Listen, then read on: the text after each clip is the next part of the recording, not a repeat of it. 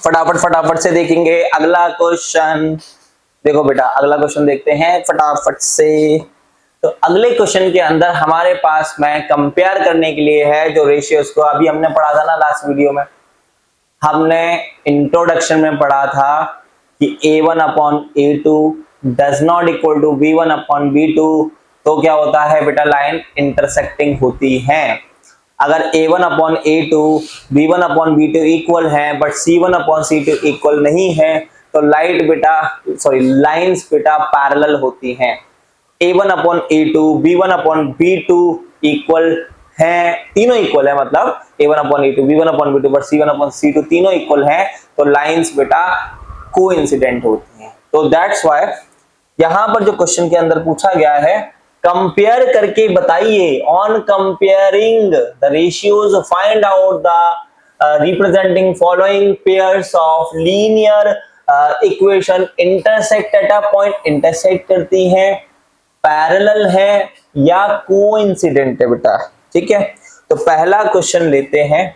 Question के अंदर बोला 5x minus 4y plus 8 is equal to 0, 7x plus 6y minus 9 is equal to 0। हम क्या करेंगे, कंपेयर करेंगे बेटा। क्या करेंगे, compare.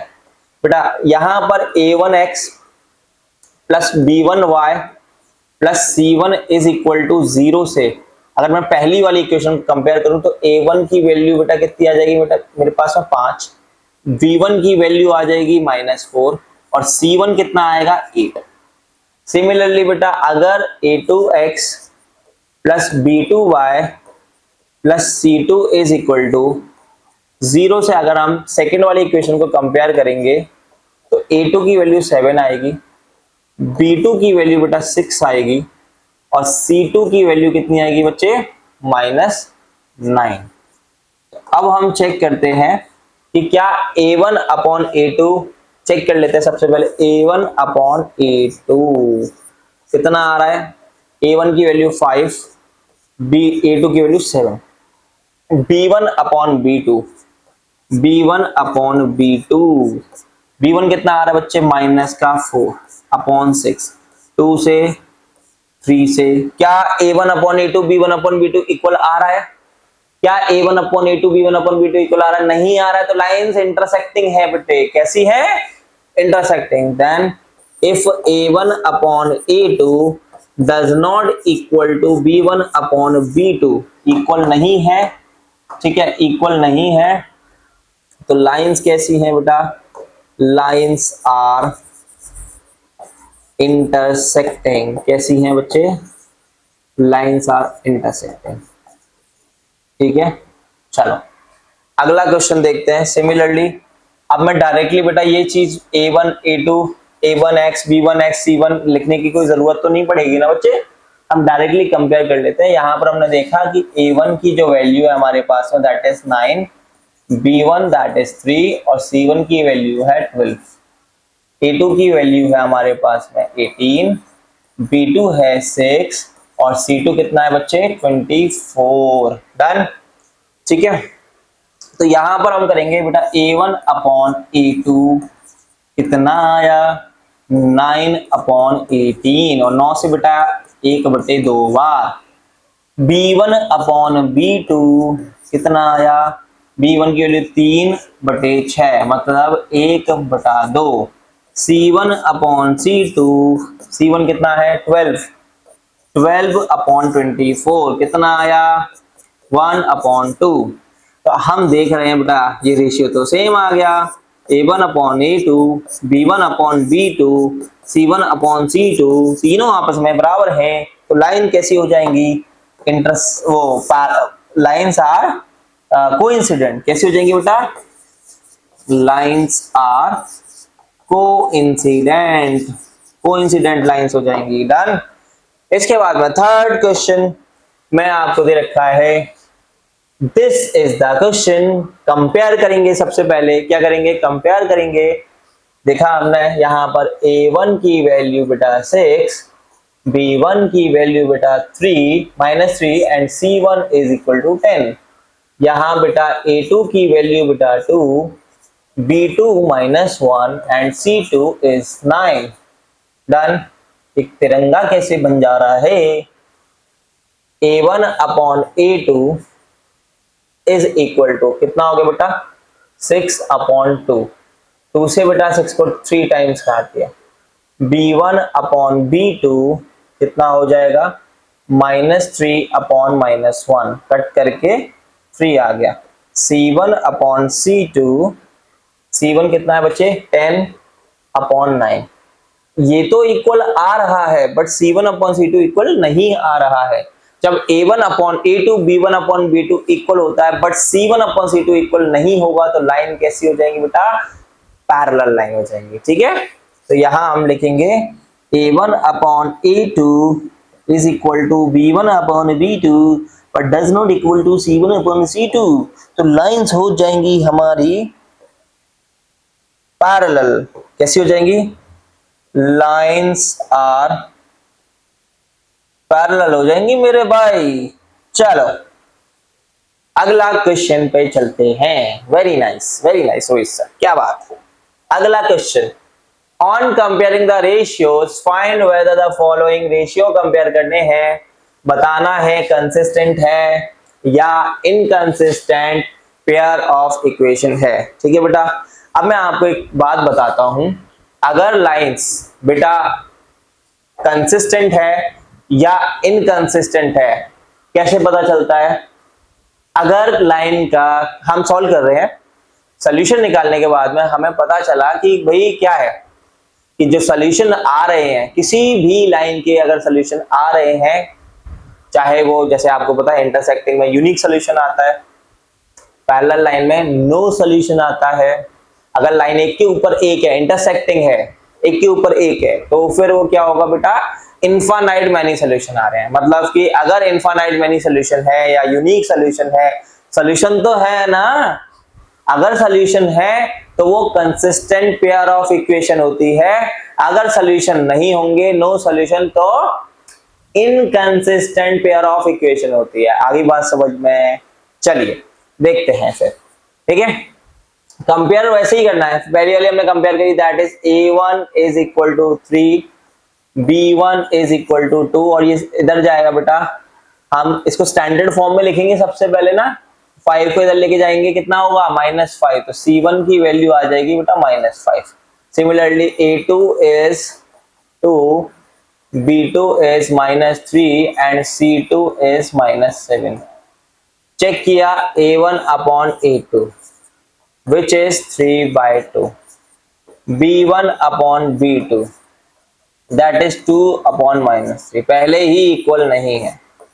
A1 upon A2 does not equal to B1 upon B2, तो ये बेटा कंसिस्टेंट हो गई लाइन। कैसी हो गई consistent pair of equations, consistent pair of equation हो गए। डन, अगला क्वेश्चन करते हैं सेकंड वन। देखो मैं बेटा सारे क्वेश्चन अगर मैं बता दूंगा आपको, देखो अगर आप चाहते हो तो कमेंट सेक्शन में एक बार बता दीजिए कि अगर मैं सारे क्वेश्चन करूंगा तो बेटा टाइम लग जाएगा, है ना। ठीक है, बट रहने दो, चलो छोड़ो, अब मैं तुम्हारे लिए सारे क्वेश्चन ही सॉल्व कर देता हूं, कोई दिक्कत नहीं है।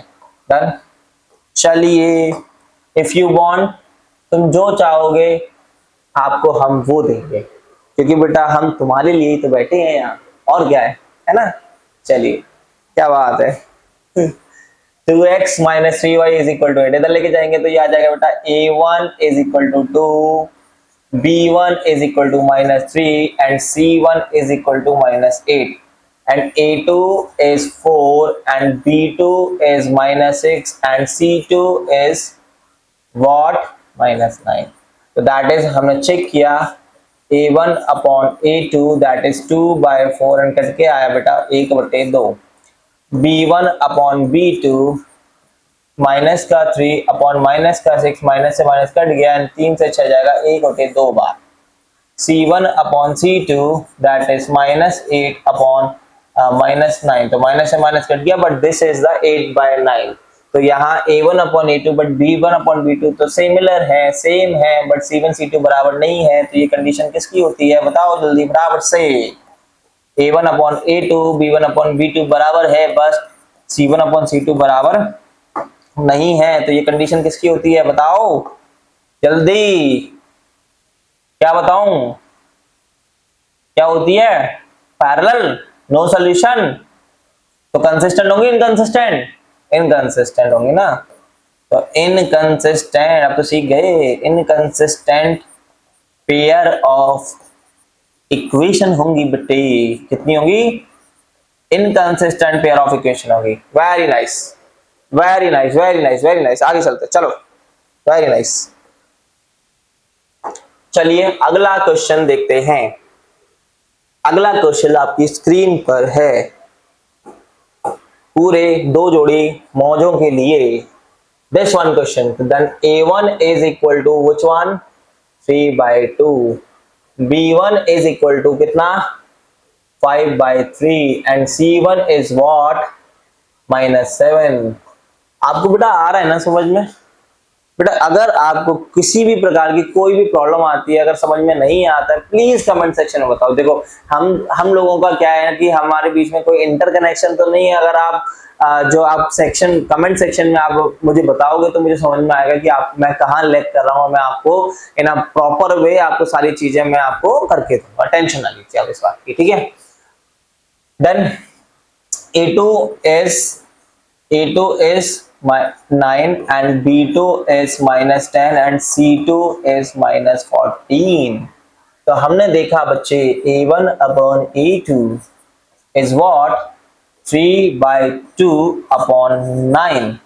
देखो ऊपर फ्रैक्शन नीचे कंप्लीट नंबर, ऊपर फ्रैक्शन नीचे कंप्लीट नंबर, तो नीचे भी फ्रैक्शन बनाएंगे। 9 को 9/1, इसका मल्टीप्लाई इससे होगा, इसका मल्टीप्लाई इससे होगा, और 3/18 आ जाएगा, और 3 से 18 बेटा 1/6 बार जाएगा।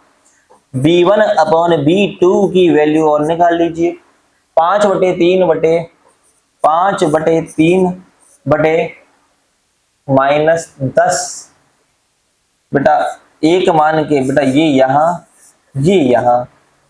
और मैं यहाँ, और ये हम कर रहे हैं क्वेश्चन, और ये आ गया बेटा -1/6।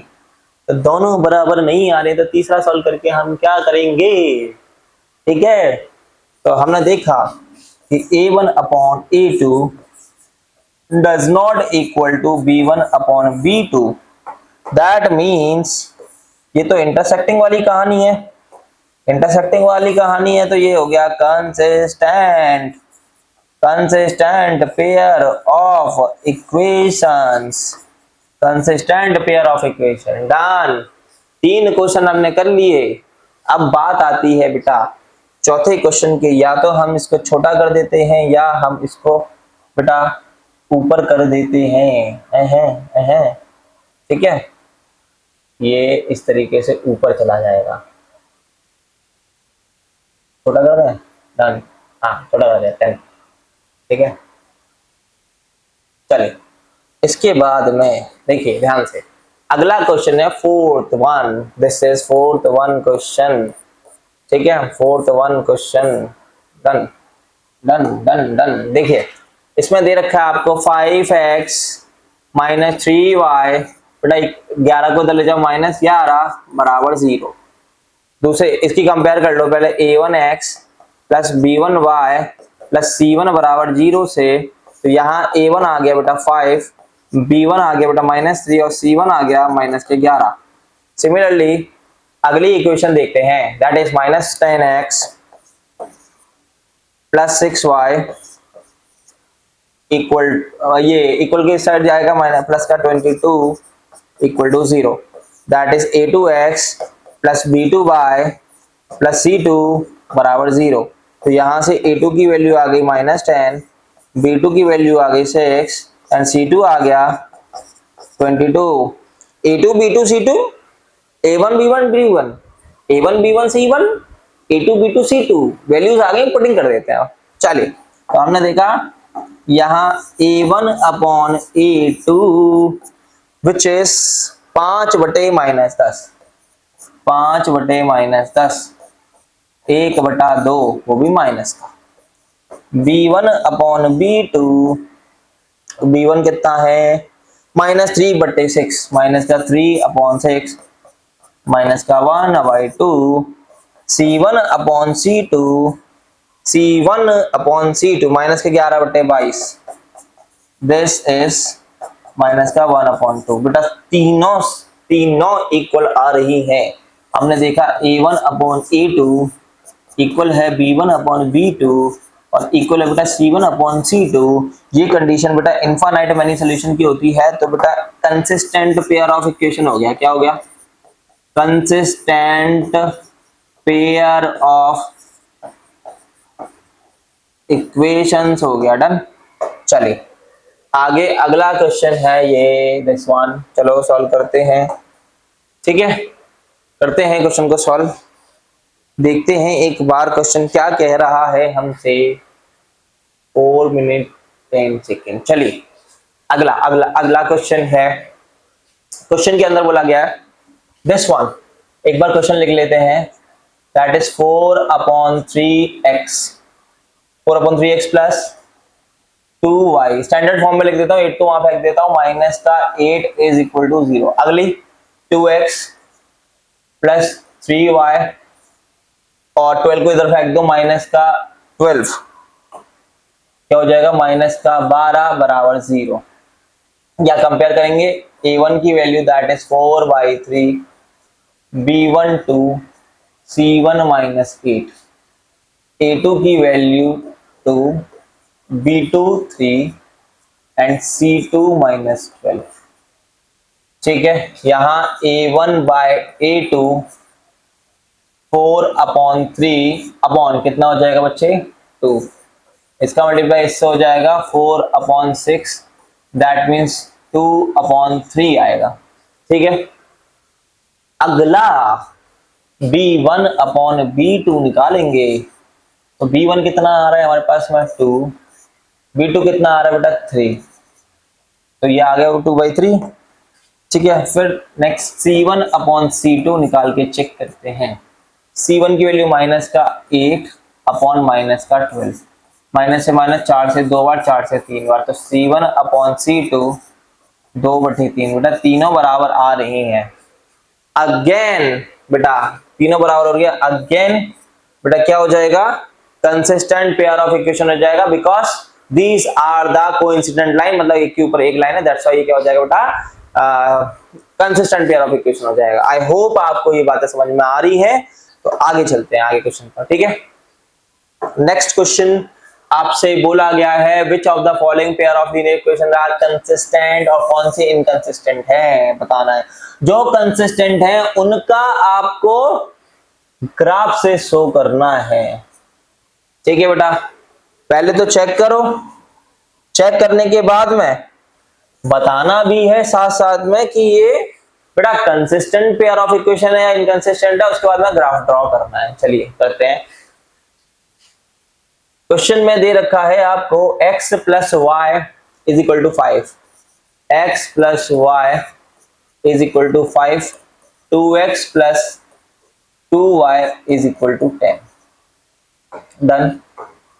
ठीक है बच्चे, ध्यान से देखना एक बार, है ना। यहां से मैंने a1x plus b1y plus c1 बराबर 0 से कंपेयर करूंगा तो यहाँ a1 की वैल्यू 1 आएगी, b1 आएगा 1 एंड c1 आएगा बेटा 5 को उधर ले जाएंगे तो -5। ठीक है, यहां से a2x plus b2y plus c2 बराबर 0 से कंपेयर करेंगे तो a2 की वैल्यू आएगी बेटा 2, b2 आएगा वो भी 2 और c2 आएगा -10। सही है। अब देखो हमने a1 अपॉन a2 निकाला 1/2, b1 अपॉन b2 निकाला 1/2 और c1 अपॉन c2 निकाला -5 अपॉन -10। कट गया 1/2। a1 upon a2, b1 upon b2 और c1 अपॉन c2 तीनों बेटा बराबर आ रहे हैं। इसका मतलब ये लाइन कंसिस्टेंट है। क्या है? कंसिस्टेंट पेयर ऑफ इक्वेशंस हैं ये। इसके बाद में हमें क्या करना है? इनका ग्राफ प्लॉट करना है। जो कंसिस्टेंट है उनका ग्राफ बनाओ, जो इनकंसिस्टेंट है उनको वहीं छोड़ देना है।